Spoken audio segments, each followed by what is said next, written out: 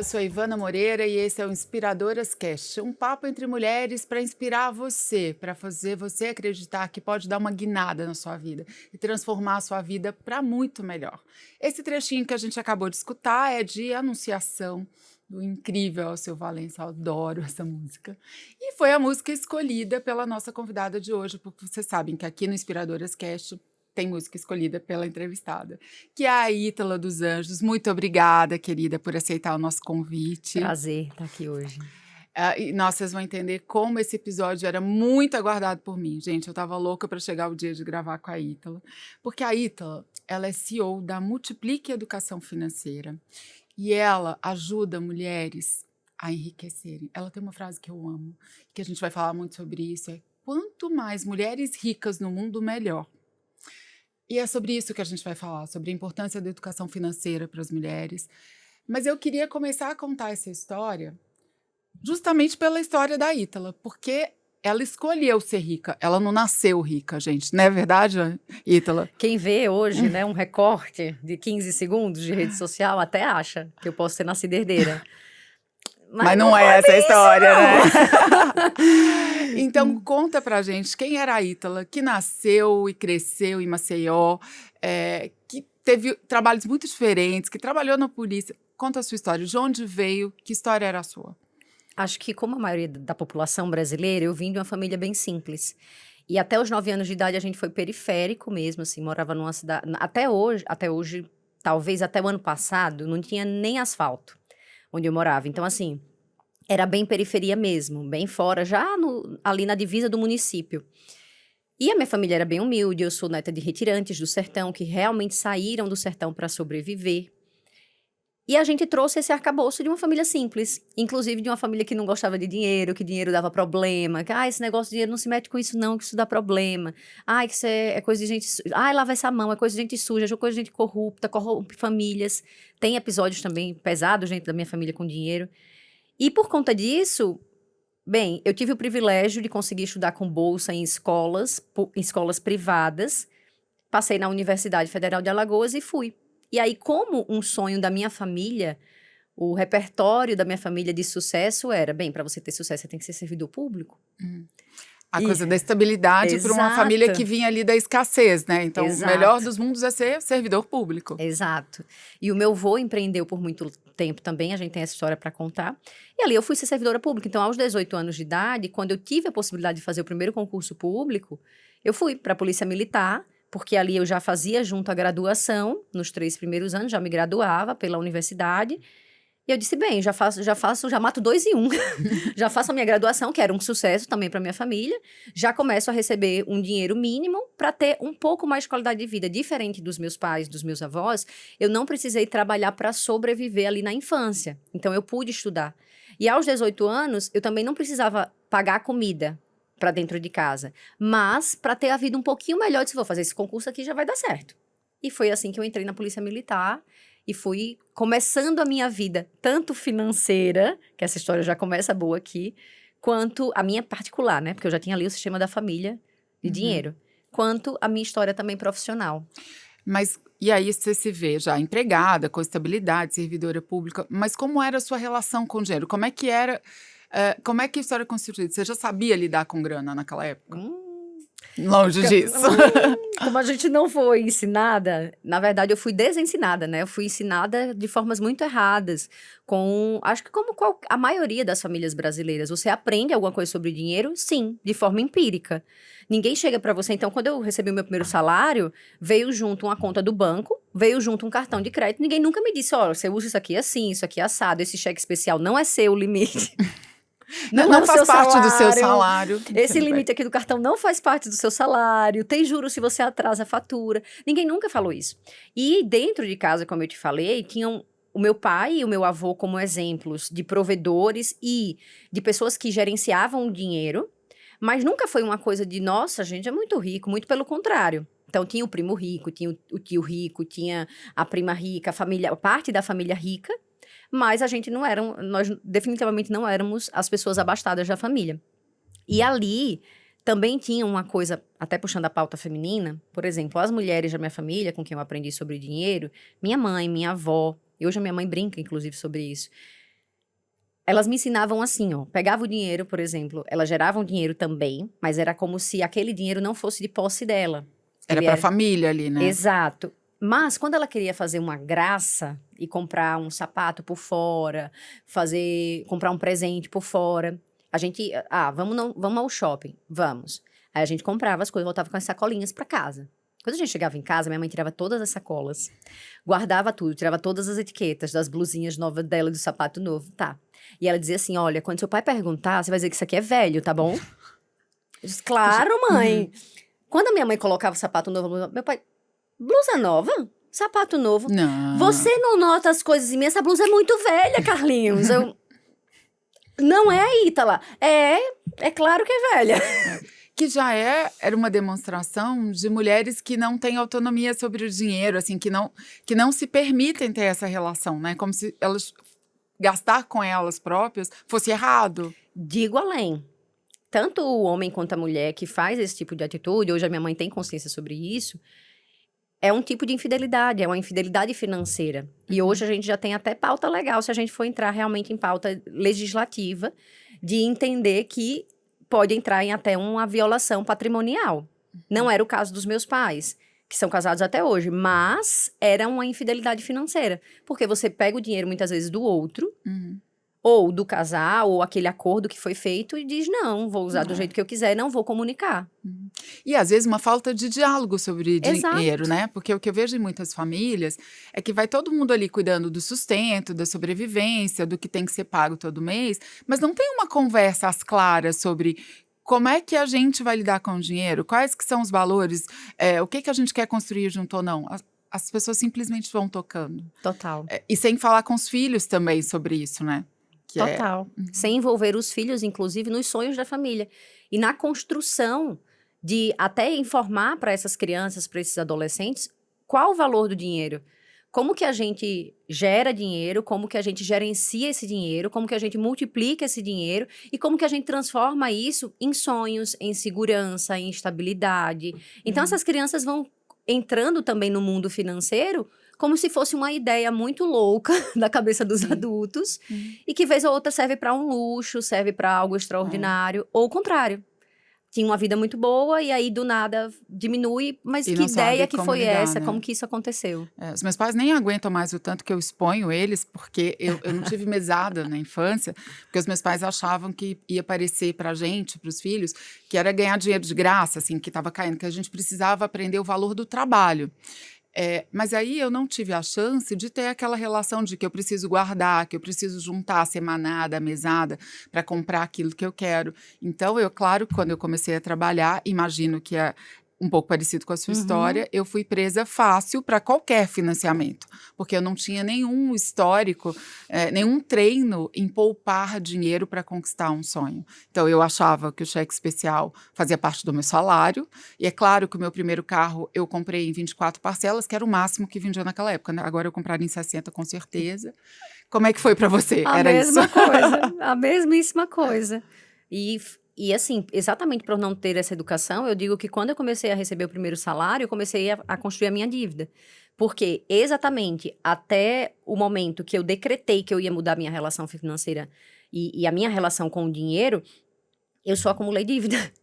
Então foram ali de 2007 a 2014, 150 mil em dívidas. E foi isso que eu cheguei em 2014. Quando eu cheguei em 2014, que foi que eu pensei, que todo mundo pensa, só preciso fazer mais dinheiro. Se eu fizer mais dinheiro, resolve meu problema de dinheiro. E aí eu passei para a Polícia Federal, meu salário dobrou e nada aconteceu. Aí você continua, as dívidas dobraram na mesma proporção. A margem consignável aumentou. É o limite do cheque especial e do cartão também. E aí nada aconteceu. E eu disse, bem, e aí quando eu fui morar na fronteira com o Paraguai, em Ponta Porã, pela Polícia Federal, ali sumiram também as minhas muletas financeiras. Porque o que acontecia?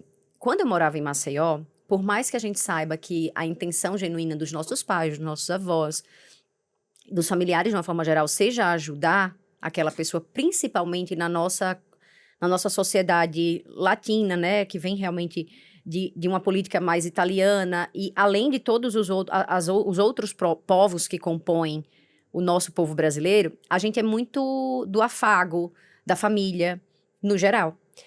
E essa cultura pelo menos do meu viés de corte do Nordeste, é muito assim, o dinheiro é para todo mundo e todo mundo tem que se ajudar. Não importa o que você esteja fazendo, acontecendo, não da questão de princípios éticos, mas se eu vou deixar de realizar um sonho porque a outra pessoa se endividou, a gente tem que ajudar. Ué, mas ela fez uma coisa errada. Não tá certo. E essas eram as minhas muletas. Então, o que acontecia? Às vezes, no 5º dia útil do mês, meu salário já tinha acabado. Eu não tinha mais limite, eu já tinha... Enfim. E aí, o que eu fazia? Eu pedia dinheiro pra minha avó. Eu usava o cartão do meu pai.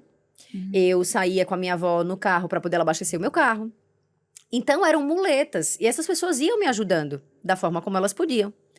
Quando eu cheguei no Paraguai, ali na fronteira com o Paraguai, eu não tinha mais essas Você não tinha rede de muletas. apoio, Maia. Não tinha mais. E aí, acabou. Tava sozinha. Acabou, e agora? O que você vai fazer, querida?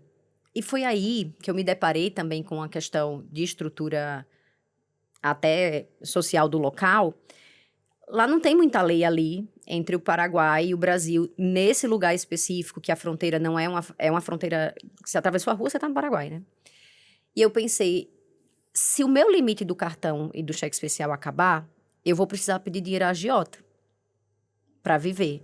E se eu pedir dinheiro à agiota aqui, eu não pagar, bem, e aí eu temi pela minha vida.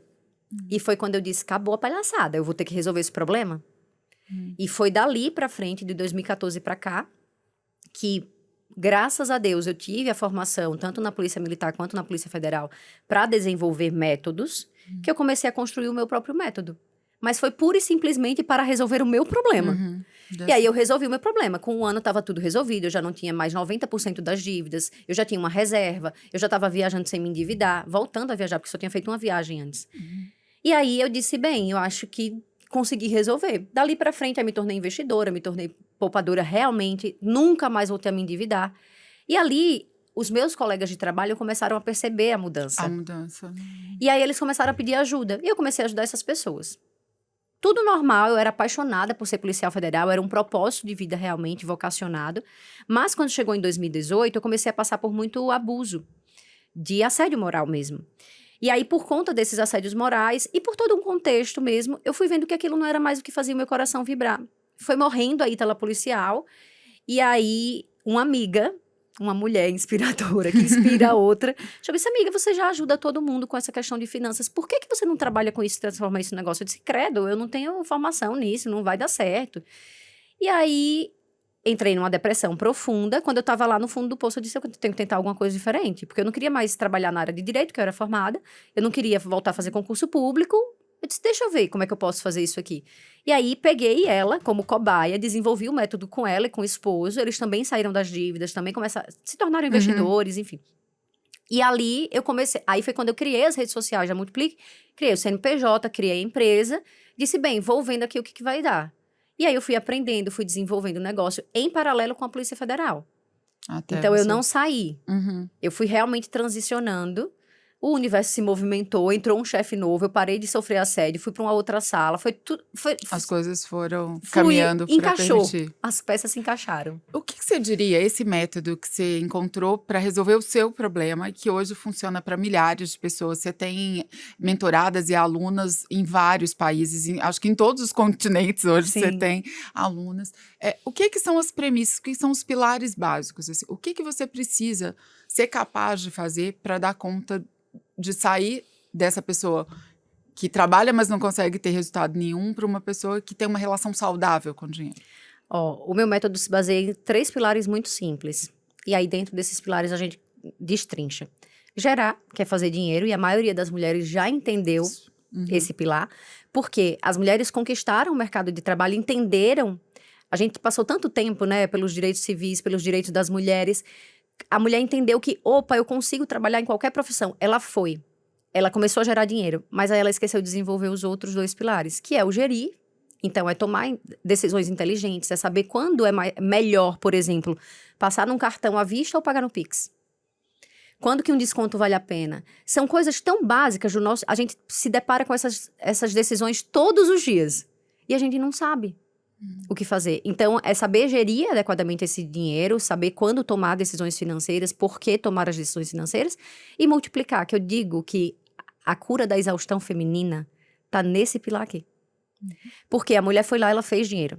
E ela continua achando que ela precisa de mais dinheiro, e mais dinheiro, e mais dinheiro, e mais dinheiro. Até para sustentar essa sociedade do espetáculo e do consumo. Aí ela fica lá performando no dinheiro. Massa. Mas se ela abre a torneirinha e deixa os outros 2 pilares passarem, ela tá sempre nessa mecânica. Presa sem nesse fim. ciclo. E aí, onde que você Sei descansa? Quando você começa a investir o seu dinheiro. Ítala, mas eu não tenho R$1. Eu também não tinha, amado. Eu tinha menos 150 mil. E é começando com R$1 que a gente vai desenvolvendo o hábito. Então, toda a minha metodologia... E por que que é diferente o homem da mulher? A gente não precisa entrar no mercado financeiro e no mundo do dinheiro, que é isso que as mulheres temem. Que é tão masculino, masculinizado, enfim, muitas vezes até austero. É o contrário, é trazer o dinheiro para o mundo feminino e desenvolver hábitos simples e básicos do dia a dia. Para aquilo virar literalmente um piloto automático, só que da riqueza. Por que você acha, assim, que existe nas mulheres uma grande dificuldade para essa coisa do acúmulo, da retenção do dinheiro? Porque você falou muito bem, assim, nós já entramos no mercado de trabalho, somos uma força fundamental da economia. No empreendedorismo, a gente falava isso nos bastidores, né? Assim, a gente tem um número cada vez maior de mulheres empreendedoras, as que estão indo por oportunidade, e muitas que vêm por necessidade, guerreiraças que estão lá empreendendo para sustentar a família, mas muitas delas não conseguem ter essa prosperidade do resultado ali. Quais são as questões? Existem questões emocionais para as mulheres que pesam mais do que para os homens? Total. Todo um legado sócio-histórico-cultural. Se a gente for pensar, foi ontem, Ivana, que a mulher pôde lidar com o dinheiro de igual para igual como um homem. Foi apenas em 1962 que a mulher teve um CPF. Quando ela adquire esse CPF, ela adquire a conta própria. Antes disso, ela precisava de autorização. Para ter conta ou conta conjunta com o marido, Exato. né? E tinha que ser muito recatada e do lar para ter direito ao patrimônio que ela acumulou com o marido. Porque, seja trabalhando, seja fazendo todo o trabalho doméstico, que se ela não estivesse ali, alguém teria que fazer, e que não é remunerado, e não era, e continua não sendo, esse patrimônio não existiria. Sim. E ela não tinha direito a esse patrimônio. Então, foi ontem. Se a gente for parar para pensar, a mulher só adquiriu os mesmos direitos financeiros que os homens em 1988, quando a Constituição atual nasceu. São o quê? 34, 35 anos. Sim. Do ponto de vista do desenvolvimento da sociedade, é muito pouco, é nada mesmo, né? Para que a gente tenha uma relação diferente. E eu nunca tinha me atentado para isso, assim. O quanto é mais... A gente sempre pensa que é individual. É problema seu, não é? A culpa é minha. E, na verdade, tem todo um sistema onde as mulheres foram educadas, criadas para não ter essa relação com o dinheiro, ter esse direito, né? De relacionar com isso. E tem uma outra questão também, que é esse lugar da mulher cuidadora, né? Uma vez, eu estava contando para a Ítala que uma palestrante num evento só com mulheres estava contando, uma jornalista, Mara Luque, que muita gente conhece, ela disse que a pergunta que ela mais recebia das ouvintes era sobre qual o melhor investimento eu faço para o meu filho. O menino estava com meses de vida e a mãe estava lá preocupada com o que ela faria para o futuro do filho. E que ela sempre respondia, o melhor investimento que você pode fazer para o seu filho é você não ficar dependente dele na terceira idade. É você não chegar ao fim da vida dependendo que ele complete a sua aposentadoria, se você tiver uma aposentadoria. Eu tenho um número sobre isso. Eu não vou lembrar agora a fonte, mas 70% das mulheres, elas entram numa situação de necessidade e vulnerabilidade financeira, quase de extrema pobreza, depois que se tornam viúvas. Então, o que a mulher faz? Vamos pensar até do jeito que a gente foi criada. Contos de fadas, em que você espera quem? Um príncipe encantado vir te salvar. Provedor. Quem são os dragões da vida da mulher? O dinheiro, toda a questão financeira. Então, ela já entendeu que ela pode ir lá e fazer. Ela vai lá e ela pode fazer esse dinheiro. Mas aí ela não pode lidar com esse dinheiro, tem todo um ador, tem todo um sistema por trás. Ela se sente acuada diante desse dragão. Quem é que vai salvá-la? Alguém. Não necessariamente uma figura masculina, mas eu estou esperando esse salvador. A primeira pessoa que ela encontra, ela quer largar. Toma aqui esse problema que eu só quero gastar esse dinheiro. Eu escuto muito as mulheres chegando e dizendo, mas eu só queria poder usar o meu dinheiro e alguém gerenciar e tomar... É quase como se a gente estivesse dizendo assim, se eu chegasse pra você em sã consciência e dissesse assim, olha, você não é mais dona do seu tempo. Sou eu que vou gerenciar, dizer o que você vai fazer com o seu tempo. Não parece uma loucura? Sim. Uma insanidade? É a mesma coisa com dinheiro. Porque no final do dia, você percebe que o dinheiro, ele é uma materialização social do nosso tempo de vida e da nossa energia de vida materializado. Sim. Ou seja, a gente foi lá, trabalhou, entregou o nosso patrimônio intelectual, a gente entregou um produto, a gente entregou um serviço e voltou o dinheiro, que é a contrapartida social, pra gente equilibrar as nossas relações sociais. Ok. E aí você pega isso e diz, tó, aqui pra alguém. Sim. Não faz o mínimo sentido. Mas aí ela vai lá e faz isso, porque ela só quer se livrar do problema. Porque é um conhecimento novo que nos coloca muitas vezes numa situação de aprendiz, de pequeno, de eu vou ter que desenvolver essa habilidade. E dói, porque da nossa grande arrogância demais, eu já sou graduada, porque eu já sou uma mulher bem... já atingi o ápice da minha carreira. Tá bom, amor, mas volta aí, essa habilidade você vai ter que desenvolver. E é só uma habilidade, como qualquer outra, que vai ter que ser desenvolvida. E eu brinco, eu digo, gente, as mães já deram conta de criar uma criança. Não deixar a criança... Você entendeu o que eu quis dizer? Sim, o desafio né? que é... Não deixar a criança se perder, a criança acontecer um acidente, coisas piores.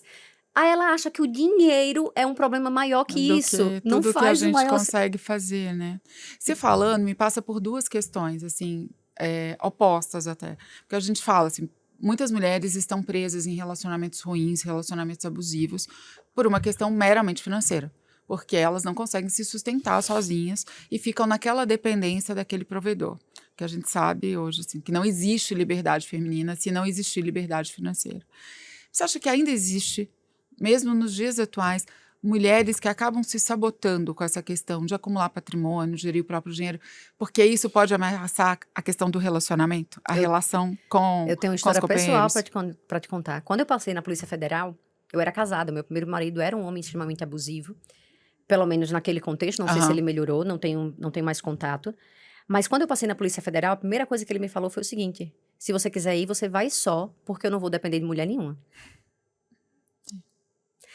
Enquanto que, em uma outra situação, quando aconteceu a mesma coisa com ele, dele passar um concurso que ele queria, Você eu acompanhou? disse, não, eu vou, chegar lá, eu estudo para outro concurso, eu passo em outro concurso, porque a minha cabeça ainda era voltada para concurso naquela época. Então, veja, e eu escuto muitas mulheres, por exemplo, chega a caixinha de pergunta para mim, dizendo assim, mas seu marido não se incomoda de você fazer mais dinheiro que ele? Não se incomoda porque ele é meu sócio. Mas... qual o problema disso? Se o dinheiro voltar para casa e for gerenciado para aquele lar, e ainda assim, se ficasse todo para mim, qual é o problema disso? Mas a gente ainda coloca no dinheiro o valor pessoal como se fosse valor financeiro.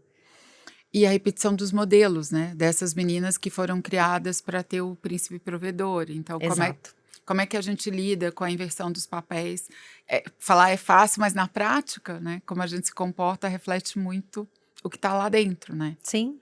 No fundo, é que outro dia a gente estava conversando sobre a relação com o dinheiro, ela pode comprometer completamente saúde mental, inclusive, né? Eu imagino que você tenha vários casos. Tem muitos estudos já. Mostrando quanto pessoas... E não tem a ver com quanto você ganha. Porque às vezes você tem uma pessoa que ganha um salário baixo, ganha um salário mínimo.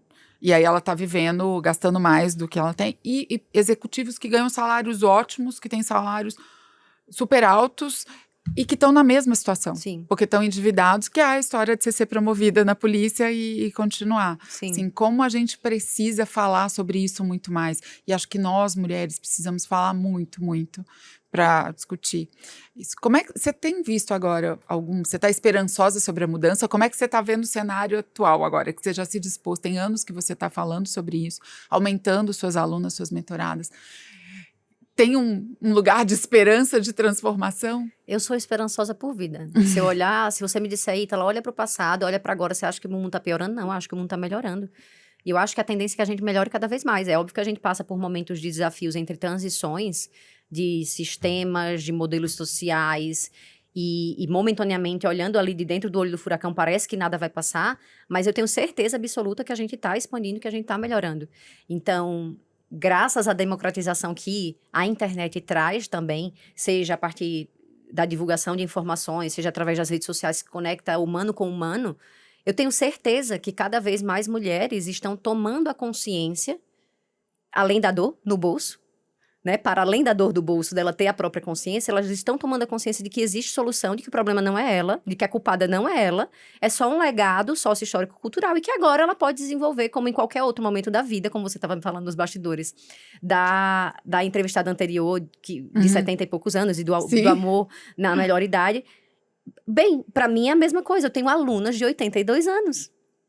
Então, assim, como não pode desenvolver habilidades? Gente, tem salvação pra mim também. Olha, que legal, que ela já tá me avisando que essa aluna tá conseguindo, eu vou conseguir. E tá se formando gestora financeira para ir educar outras mulheres. Porque ela quer também chegar a esse público, eu sei que é muito mais fácil para ela do que para mim, na voz dela e com todo o repertório dela de vida, chegar a outras mulheres com essa mesma idade que ela ou ali, na mesma E que é situação. possível romper esse ciclo, né? Total. Dessa repetição de escassez, mesmo que você esteja produzindo muito, ganhando dinheiro, mas sempre ficando presa nessa questão das finanças. Você abriu dizendo, contando quanto dinheiro na sua casa era sinal, é símbolo de uma coisa negativa. Uhum. Quase como se ganhar dinheiro, acumular, ter poupança fosse pecado. Uhum. Né? E hoje você se apresenta na internet como a mulher que escolheu ser rica e que ela ajuda outras mulheres a ficarem ricas, que é a sua missão. Como é que foi isso? Como é que essa Ítala que agora fala de dinheiro de um jeito assim, eu quero ser rica, eu sou rica e quero enricar outras mulheres. Teve um conflito, tem crítica, como é que é esse seu posicionamento? Se teve, não chegou em mim.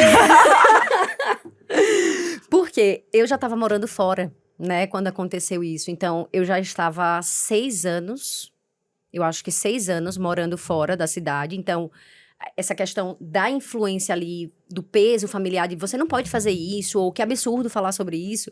Mas se eu chegar hoje na casa da minha avó e eu disser, vó, vamos ficar rica comigo, vó. Ela vai dizer, menina, para com isso, que história.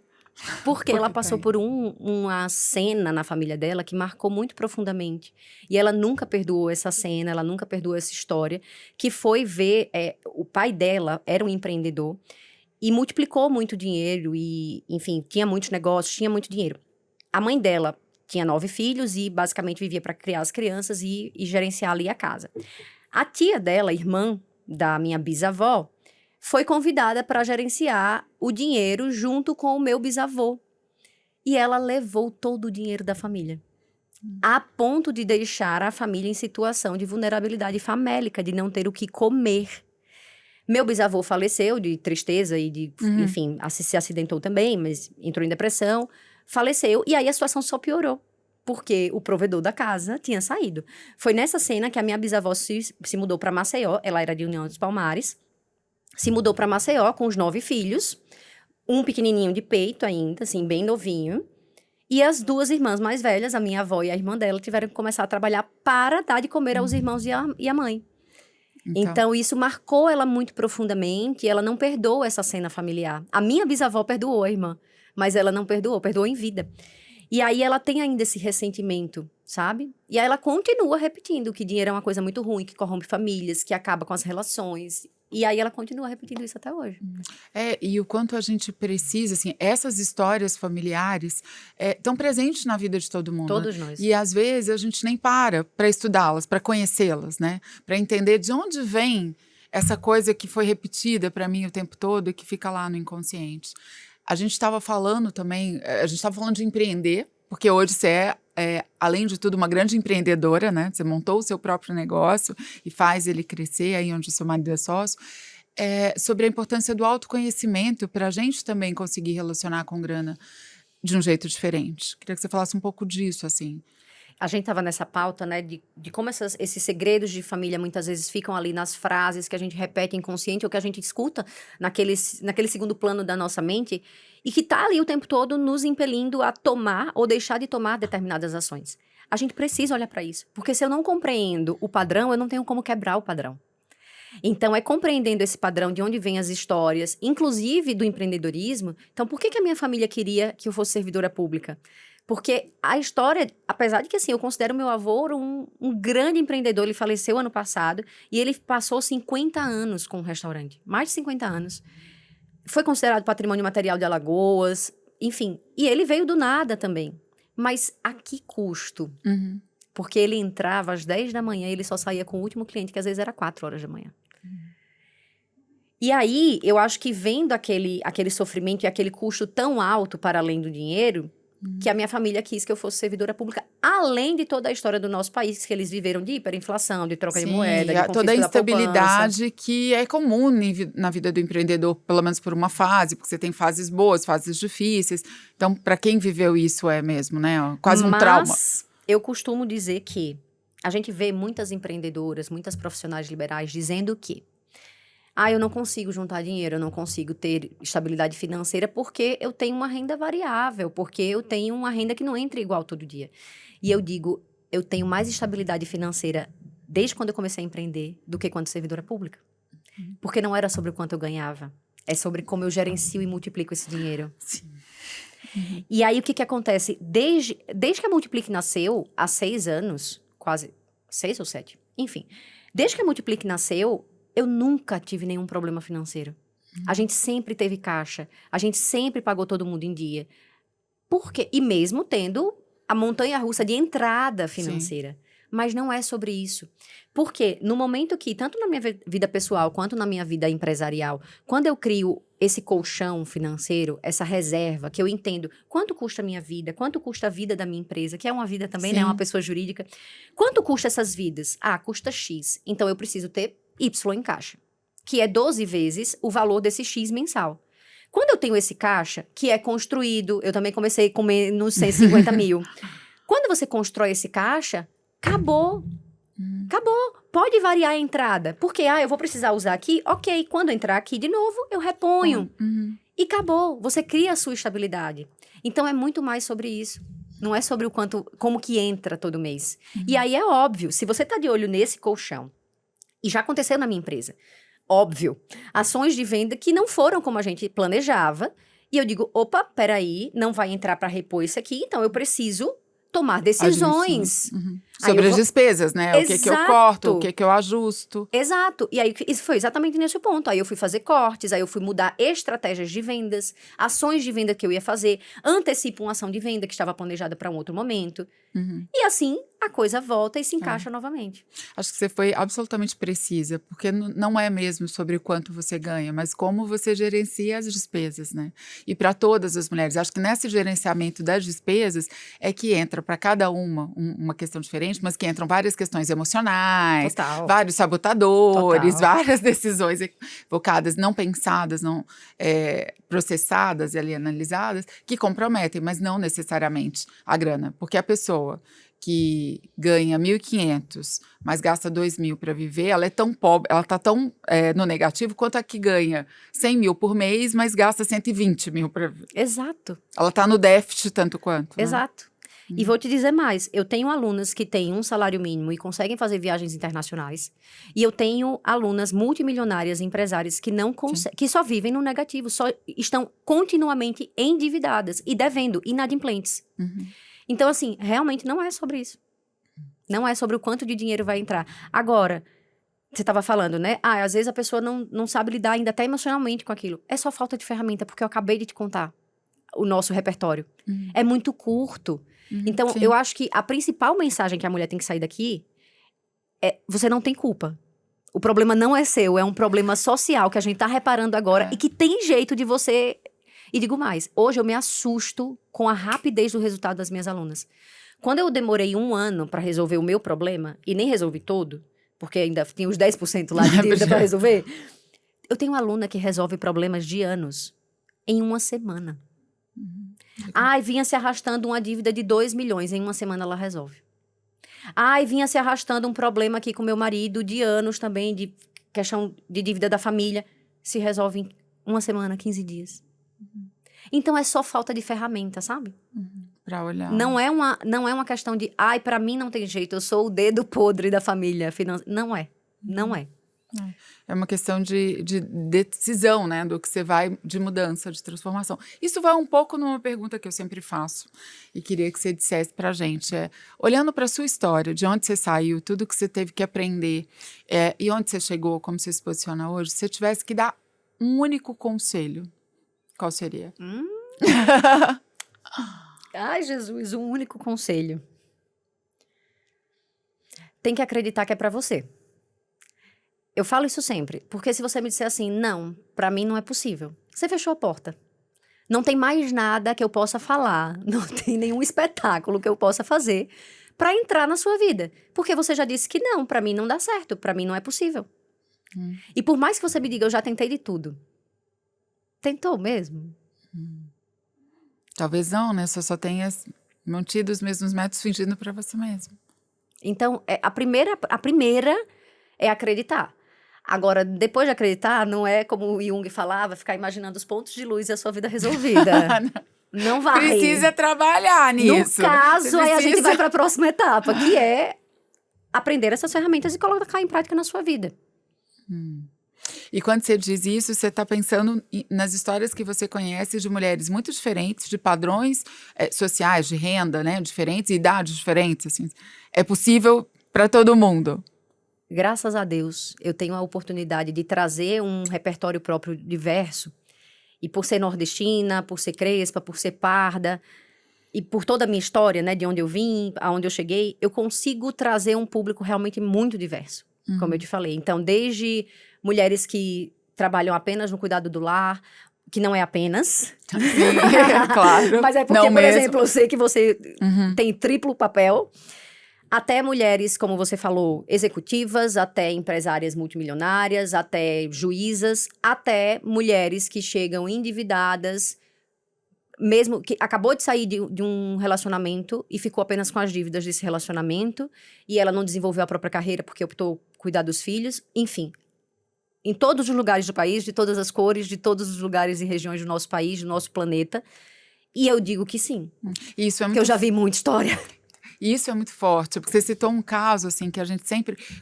Todas nós conhecemos alguma mulher que chegou nessa situação, abriu mão da carreira, cuidou dos filhos, num determinado momento do casamento, aí o marido, por qualquer questão que seja, resolve seguir outro caminho e ela tá ali. Ela não tem mais aquela família, aquele casamento onde ela investiu tudo e ela tem que começar do zero, já mais velha, às vezes com mais de 50 anos, tendo que retomar. É possível, né? É possível. Gente, olha só, e eu vou ficar rica. Que agora aprendi. Vai mesmo. Meu próximo case de sucesso. Combinadíssimas. Queria que você me contasse, Ítala, agora, por que você escolheu a Anunciação? Porque é um hino nordestino, né? É um hino pra minha vida, assim, é um hino da minha empresa. Então, o meu evento presencial que você vai ano que vem, você vai ver que ele todo tá nesse tom, nesse hino. Alceu Valença é um hino de Recife, não é lagoano. Eu poderia trazer Djavan, que eu amo, mas não tem uma música tão animada quanto a Anunciação. Sim, sim. Então, é trazer também essa minha raiz.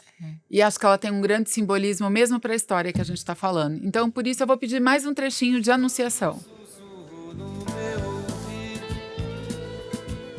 Eu não duvido, já escuto os teus sinais, que tu virias numa manhã. Ó, a minha riqueza que tá ali. É exatamente tá isso. Eu te anuncio nos sinos das catedrais. Tu vens, eu já escuto os teus sinais. Olha só, gente, uma Ítala dos Anjos sussurrou aqui no microfone da Nova Brasil FM que a sua independência financeira já tá vindo. Tá a caminho, já tá vindo e a gente já tá vendo os sinais. Acredite que só depende de você mudar a relação com grana, construir uma relação financeira muito mais saudável e construir uma vida muito mais saudável, ser muito mais feliz. Obrigada, querida, por compartilhar tudo isso que você aprendeu com a gente. Um prazer. Muito obrigada pelo convite. E agora fica o convite para vocês também começarem. Vamos enricar!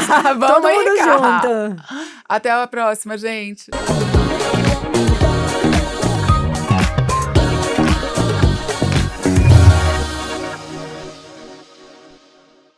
Oferecimento Eduz, a plataforma para quem quer vender e ensinar online.